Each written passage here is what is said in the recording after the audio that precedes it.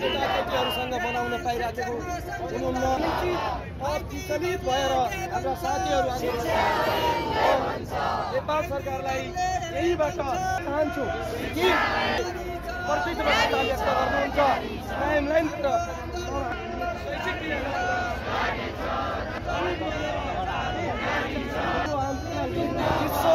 शिक्षक आन्दोलनको जिन्दाबाद जिन्दाबादले जमा गरेर यो ऐनलाई जारी राख्ने हाम्रो प्रेसर हुनेछ।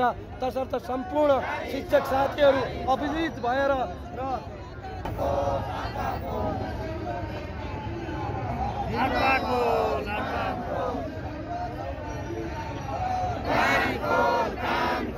नेपाल शिक्षक महासंघ जिन्दाबाद आन्दोलन नबिने जारी गरेर हामी सरकारसँग हामी आग्रह गर्न चाहन्छौँ।